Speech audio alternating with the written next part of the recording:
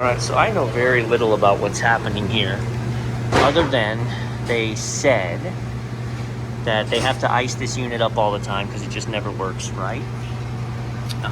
Real quick, talking to the operator here this morning, he said that they turn this to 100, which is the thermostat, so that the unit shuts down and melts the ice. And I'm like, what do you mean melts the ice? And he went, look. Holy smokes.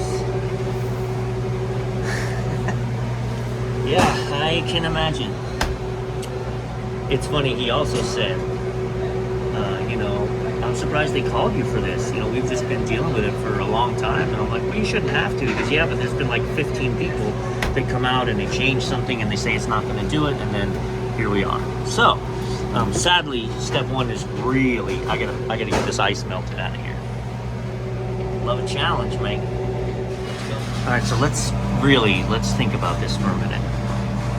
How did this happen? Either fans aren't working, which we've got fans, got airflow. I can hear them, I can feel them. We don't have much airflow right now because of this. We've either got, look at all this cluster. We've either got a system that never ever stops running, right? And here we are. We've got a system that has a charge problem, so we freeze up no matter what trying to run. We have a thermostat problem.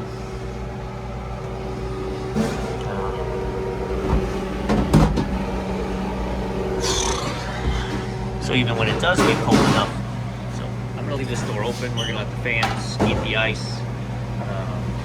I can't really do anything with this until I can take that taken care of.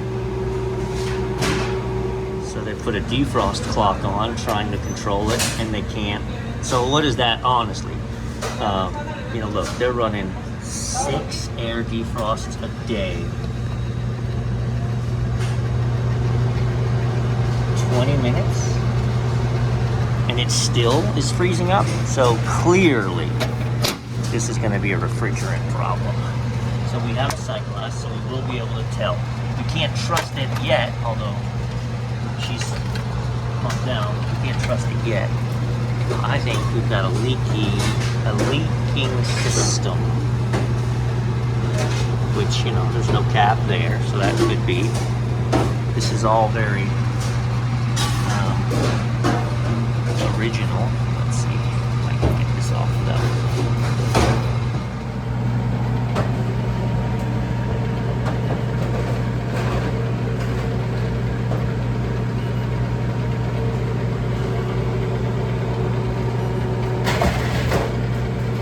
I caught a pretty big hit from here a second ago. Now I've got the fans running.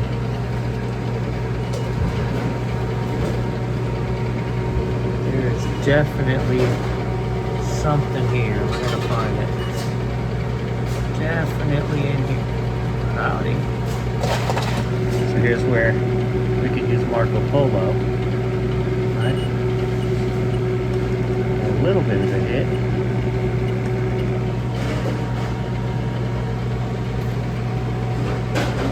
I wonder if it's got a rub right there.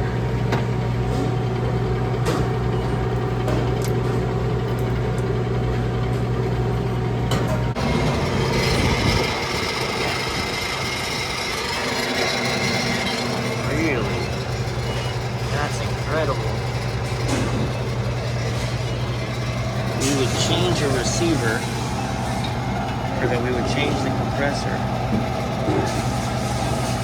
and not replace this receiver that doesn't have a cap on it.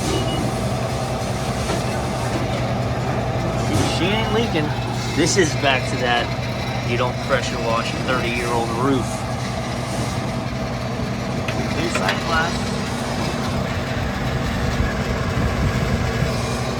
Alright, so here's my 2 cents on this. They are temperature controller. But they ran this temperature controller and put the probe here. Right? This is idiotic. The temperature here is never going to be 34 degrees unless they keep this all shut. This is the cook's line. So it's gonna just run all day. I'm gonna get rid of that thermostat. We're gonna put in one of my digital controllers, and it has to be an in the coil probe. So then what happens is we'll drive the coil down to 25 degrees and then drop it out and let the air let the fans run, compressor drop out, and let it run from 25 to 38, melt the ice, and then kick back in again. No more ice. But we also need to cut all this back and find where our leak is, which may be from people chiseling on it. This side also, they say doesn't freeze up, but it doesn't really temp. That's because it also has a defrost, and these guys are running.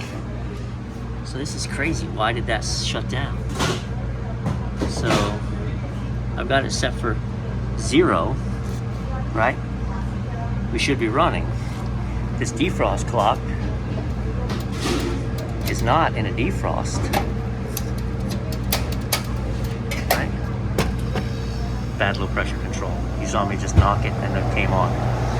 Come on, guys. So this unit, they have to keep icing because it doesn't temp. You can hear it. It's about 50 degrees. And it may not be temping because this pressure control. We're going to let it roll again. But,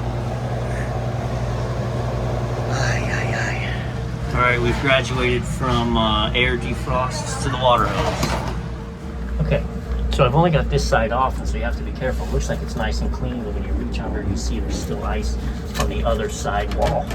So we're gonna just keep gently flowing water through here until all that's gone.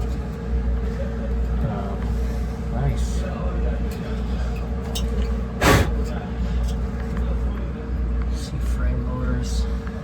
Yeah, we're getting close. So once I get all this clear, I'm going to come in here with the sniffer, see if we can't find a refrigerant leak.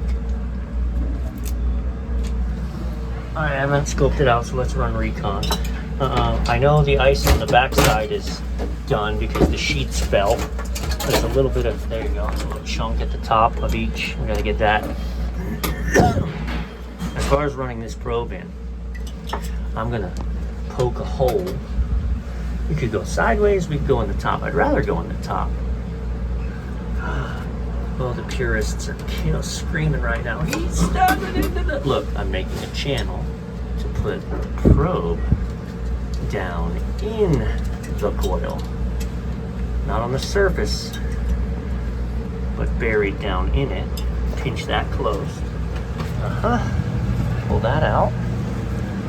We got plenty of wire here. All right, and this continues to check out. I'm getting intermittent hits on an electrical cable.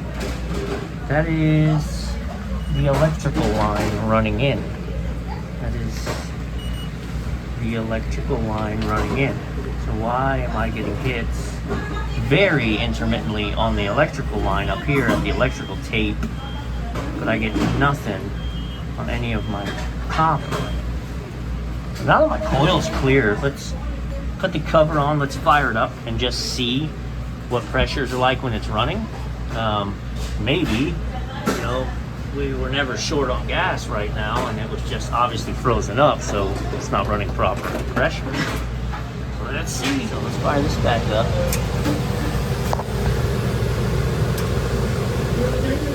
Let the unit get running. Let's see what cycle that does.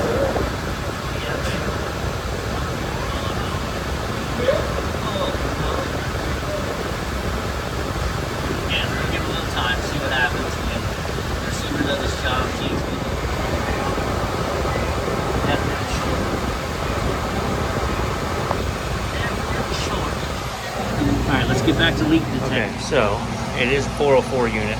We are obviously running a little short. I am actually going to drive it up, right? I'm going to charge the unit before I found the leak. All right, so we've got the bottle hooked up. I weighed it outside. We've got that bled forward. I'm going to turn this on. Let the sight glass roll. All right, 278, 64, okay. All right. Good sight glass, decent pressures. Now I'm gonna leak check again, and if I still come up empty, I go ahead and kill the power, and I'm gonna do my electrical work, and I'm pretty sure we're gonna cheat and bring this off, because they've given us everything we need right here to make this happen. And I just killed the fans.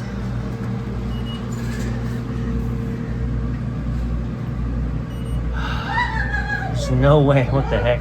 There's no way this thing was screaming like that in here. And there's not anything. Come on. Alright, so I want to be able to say definitively it's not the TXV, it's not the evaporator coil, right? Alright, what do you think? I haven't done anything but look, but it appears that maybe they changed the evap. Look at that, baby. Look at that torch job. Is she leaking from there? Mayhap?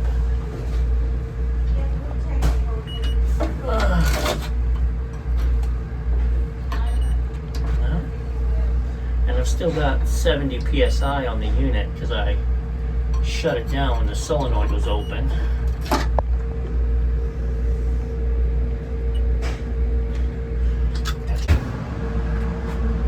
Alright, I just soaped all this up so I could see the end of the coil, see if we've got anything that rubbed out, anything where bubbles are talking to me, and I don't see any bubbles talking to me.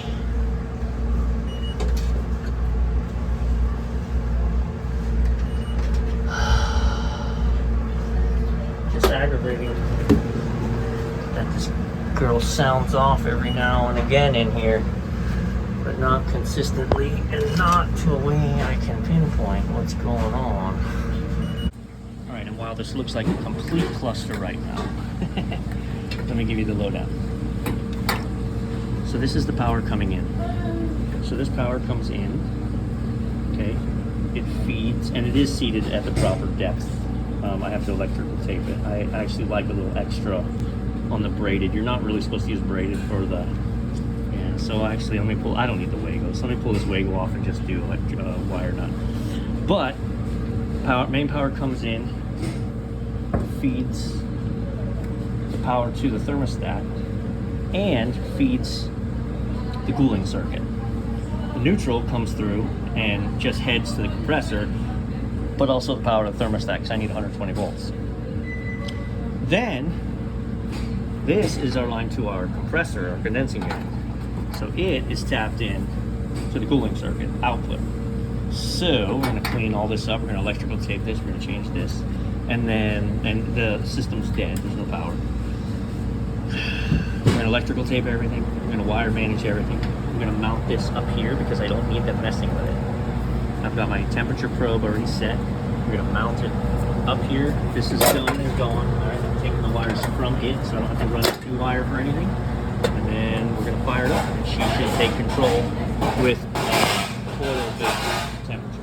All right, have you seen the major change that's taken place? Because there is one, and I know that. And I may alter it to put it back, or I may not. Depends on how she runs. This is no longer a pump down system. So I didn't break the solenoid. I broke the condensing unit. So that's a choice I knew I was making when I took the power from there. But I'm not pulling too many amps for the controller or anything like that. So how this is working is I have it set for 22 degrees inside the coil. So the coil is absolutely going to dive down to 22 degrees, and then I have it on an 18 degree differential. So no, I have it on 16 degrees, so it's going to go down to 22, and then that light's going to turn off, and in theory we could have ice in the coil because it's 22 degrees. But then it's going to stay off for 16 degrees, which is 38. At 38, ice can't exist. It is no longer possible for ice to build up on that unit. Period. It's just not possible. So the only way it happens is if somehow it freezes up through external circumstances, the drain line gets clogged, the water freezes, But when the coil itself is frozen, she's going to shut down until the coil defrosts and hits 36. So 38. Let's let her ride. So some things to discuss. This now needs to be set for 0. If I set this to 100, solenoid's going to close, system's going to pump down, and legit, this is still all in play. So it's going to kill the system. We hit 22, we stopped, right? And now, even though my box is probably 50 degrees, we're blowing that 50 across the 22. We're gonna drive it up to 38 and pull it back down until we regulate the box temp, and we're holding below 38. So this box is pulled down to about 45 so far. Yeah, she's nice, man. And she's not gonna freeze up anymore. Not gonna freeze up anymore. They don't believe me, but in a few days, they can reflect and be like, hey, you know what? He's right. It's not freezing up anymore.